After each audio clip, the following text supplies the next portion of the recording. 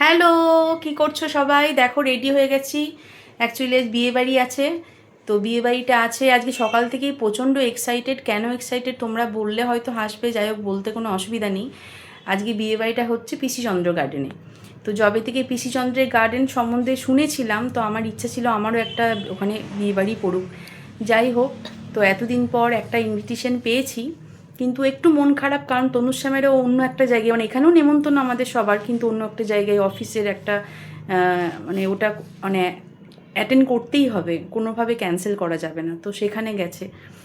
তো আমি তো ভেবেছিলাম যে যাব না, মন খারাপ হয়ে গেছে। যে জায়গাটা যাওয়ার জন্য এতদিন ধরে ওয়েট করেছিলাম, কন্টিনিউ তনুশ্যাম তো আমাকে বলে যাচ্ছে, জোর করে যাচ্ছে, না এতদিন ধরে তোমার ইচ্ছা, আমাকে কতবার বলেছো আমি যখন গেছি, তুমি যাবে না কেন, যাও যাও যাও যাও। যাই হোক, পরে তিতিরও খুব জোর করছিল, পরে চিন্তা করলাম যে আবার কবে ইনভিটেশন পাবো কি পাবো না, তো চলেই যাই মেয়ে দুটোকে নিয়ে। তো তনুশ্যাম ওইদিকে রেডি হয়ে গেল, এখন আমি তিতির আর ছোটো যাচ্ছি এইদিকে। তো এই দেখো রেডি হয়েছি, ছোটও রেডি হয়েছে, আর তিতির ওই রুমে রেডি হচ্ছে। এই যে নামাও ব্যাগটা। ছোটও রেডি হয়ে গেছে। আমি ওই ব্ল্যাক শাড়িটা পরলাম, শাড়িটার আগেও পরেছি, একবারই পরেছি। তোমরা কেমন লাগছে অবশ্যই জানিও। তো দেরি হয়ে গেল একটু, আসলে তনুশ্যাম রেডি হচ্ছিল, ও যাবে অনেকটা দৌড়, ওর বিয়ে বাড়িটা হচ্ছে সেই বালিতে।